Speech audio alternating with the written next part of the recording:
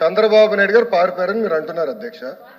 మీరు నాకు తెలిసినందుకు మీరు ఎమ్మెల్యే కాదనుకుంటప్పుడు చంద్రబాబు నాయుడు గారు హౌస్కి వచ్చారు, శాసనసభ సాక్షిగా నా తల్లిని అవమానించారు అధ్యక్ష. అది గుర్తుపెట్టుకోండి. మీరు గౌరవ సభతో వస్తున్నారు, మా తల్లిని అవమానించారు. ఈ రోజు మీరు కావాలని పోస్టులు కూడా అట్టని పెడుతున్నారు. మా తల్లిని అవమానించారు ఆ రోజు, మీకు గుర్తురాదా? ఎన్ని ఎక్కడ అవమానించలేదు సార్, ఎక్కడ అవమానించలేదు. మీరు ఎట్లా మాట్లాడారో, మీరు ఉన్నారా హౌస్ లో? మీరు ఉన్నారా హౌస్ లో? మీరు ఉన్నారా హౌస్ లో? ఆ రోజు కూర్చోండి. మా తల్లిని అవమానించారు అక్కడ. ఉన్నారా హౌస్ లో? షర్మిల గారిని అవమానిస్తారు, విజయలక్ష్మి గారిని అవమానిస్తారు, మా తల్లిని అవమానిస్తారా? ఏం గుర్తురాదా మీకు? అదే ఒక్క నిమిషం నేను కూడా మాట్లాడచ్చు, గుర్తుపెట్టుకోండి. ఒక్క నిమిషం నేను కూడా మాట్లాడండి. ఏనాడు మేము మాట్లాడలేదు. కూర్చోండి. ఏనాడు జగన్మోహన్ రెడ్డి గారి కుటుంబం గురించి మేము ఏనాడు మాట్లాడాల? నేను ఏనాడు మాట్లాడాల? మా సభ్యులు ఏనాడు మాట్లాడాల? కూర్చోండి. శాసనసభ సాక్షిగా మా తల్లిని అవమానిస్తే కూర్చోమంటారా? కూర్చోమంటారా? 22 వరకు చంద్రబాబు నాయుడు గారు ప్రతిరోజు హౌస్కి వచ్చారు, ప్రతిరోజు హౌస్ నిలబడ్డాడు, సింగిల్ గా నిలబడ్డాడు, సింహంగా. గుర్తుపెట్టుకో, సింగిల్ గా నిలబడ్డాడు, పోరాడాడు. ఆ రోజు మా తల్లిని అవమానించారు కనుకనే బాధ తట్టుకోలేక సభ బైకాట్ చేసి బయటికి వెళ్ళారు. కానీ ఎమ్మెల్యేలు ఉన్నారు ఇక్కడ. నిమ్మల రామారెడ్డి గారు వెళ్ళారు, స్వామి గారు ఉన్నారు, ఇతర గొట్టుపల్లి రవి గారు వెళ్ళారు. అది మాకున్న చిత్తశుద్ధి అండి. ఈ రోజు మీ ఎమ్మెల్యేలు ఎందుకు రావట్లేదు అని అడుగుతున్నా. 10 మంది జగన్మోహన్ రెడ్డి గారు కాకుండా 10 మంది ఉన్నారు, రాలేదు. మా తల్లిని అవమానిస్తే ఏంటి కూర్చోమంటారు? ఇంకా మాట్లాడతాం మేము మనుషులు కాదా?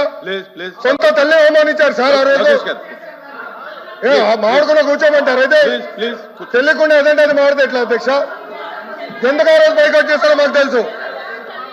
నేను అక్కడే కూర్చోండి సార్. అధ్యక్ష సమర్థించట్లేదు అంటారు. ఒక్క నిమిషం. ఇప్పుడు సమర్థించట్లేదు అంటారు. ఎవరైతే ఆ రోజు అవమానించారో టికెట్ ఇచ్చారు కదా అధ్యక్ష. మళ్ళీ సమర్థిస్తాం కాదా అది? ఎవరైతే మా తల్లిని అవమానించారో వాళ్ళకి మళ్ళీ టికెట్ ఇచ్చారు, వాళ్ళు ఓడిపోయారు, అది డిఫరెంట్ స్టోరీ.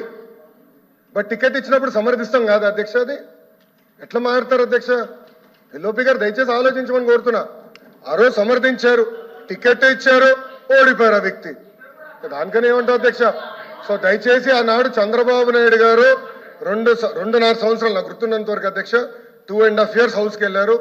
దాని తర్వాత ఎప్పుడైతే మా తల్లిని అవమానించారో అప్పుడే బయటకు వచ్చి వీడియోలు ఉన్నాయి, ఎవరేం చేస్తారో తెలుసు, రాష్ట్ర ప్రజలు ఆనాడు చూశారు, అన్ని బయట ఉన్నాయి అధ్యక్ష. మళ్ళీ ఎందుకు సమర్థిస్తారో రాకపోతే అర్థం అవట్లేదు. ఈ సభ నిలువెత్తు నిదర్శనం. మీరు ఖచ్చితంగా మీరు సభా గౌరవాన్ని నిలబెట్టాలని మనస్ఫూర్తి. మీ విట్టు కోల్పోకండి, మీ సెన్స్ ఆఫ్ హ్యూమర్ కోల్పోకండి. ఎందుకంటే మీరు ఉంటేనే లైవ్లీగా ఉండి, మీరు ఉంటేనే నవ్వులు పువ్వులు ఉన్నాయి చూడండి, ఆనందాన్ని తీయకండి. అట్ ది సేమ్ టైం మేము కోరుకునేది కూడా ఆ ప్రజాస్వామ్యం తాలూకా విలువల్ని, ఆ భాషని కాపాడు. సభల్లో భాష దిగజారిపోతే అది రోడ్ల మీదకి వెళ్ళిపోతుంది ఈరోజు. అంటే ఎవరు ఏం మాట్లాడుతున్నారో ఇష్టం వచ్చినట్టు మాట్లాడి, బూతులు తిట్టి, మేము ఇళ్లలోకి వచ్చి మీ ఇంట్లో మీ ఆడపడుచుని రేపులు చేస్తాం, మీ పిల్లల్ని ఎలా అంటాం, అడ్డగోలు ఈరోజు ఇంతమంది మాట్లాడుతున్నారంటే దానికి చట్టసభల్లో నుంచే ఆ కదలిక మొదలు. ఆ హుందాతనం పోయింది సభలో. తిరిగి మీరు డిప్యూటీ స్పీకర్గా, అయ్యన్న పాత్రుడు గారు స్పీకర్గా ఆ హుందాతనాన్ని మీరు తిరిగి తీసుకురావాలి. 1-2 సందర్భాల్లో మనం వచ్చినప్పుడు ఎవరో ఒక మాట ఏదో అంటే గౌరవ ముఖ్యమంత్రి చంద్రబాబు నాయుడు గారు ప్రత్యేకించి చేయొద్దు, మళ్ళీ ఇంకా అలాంటి కల్చర్ తీసుకురాకండి, అది అయిపోయింది గతం. సో అది మీరు మనస్ఫూర్తిగా దాన్ని పాటించి సభ గౌరవాన్ని నిలబెట్టాలని కోరుకుంటా ఉన్నాను. ఒకటే ఒక విన్నపం అధ్యక్ష స్థానంలో కూర్చున్న మీకు,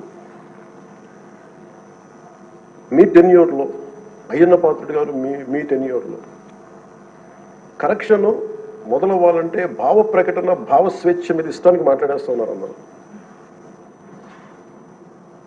మనకి గౌరవ మంత్రి లోకేష్ గారిని బుద్ధి పెడతారు, ఏదన్నా అంటే భావ ప్రకటన, భావ స్వేచ్ఛ అంటారు. దీనికేదో ఒక ఫైనల్ కరెక్షన్ ఈ సభలో జరగాలని కోరుకుంటున్నాను.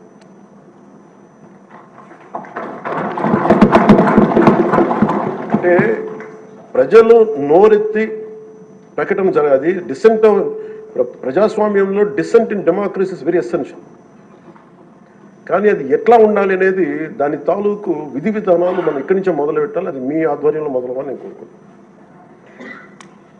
నేను కీలకంగా కోరుకుంటుంది ఈ రోజున మీ తరఫున గౌరవ ముఖ్యమంత్రి గారు కూడా తెలియజేస్తా ఉన్నాను. Social media abuse protection bill అత్యంత తక్కువ సమయంలో రావాలి, బాగా చర్చ జరగాలి. మీరు డిప్యూటీ స్పీకర్ హోదాలో ఉండి, అయ్యన్న పాత్రుడు గారు స్పీకర్ హోదాలో ఉండి మీ టెన్యూర్లో social media abuse protection bill రావాలి. మన హోంమంత్రి గారిని వదలలేదు, అనిత గారిని, ఇంట్లో ఉన్న ఆడవాళ్ళని వదలట్లేదు. అంటే ఒక సైకలాజికల్ అబ్యూస్, ఒక పాశవికంగా తయారయ్యారు, సేడిస్టిక్గా తయారయ్యారు. దీని మీద మనందరం ఇర్రెస్పెక్ట్ ఆఫ్ డిఫరెన్స్ ఆఫ్ ఒపీనియన్,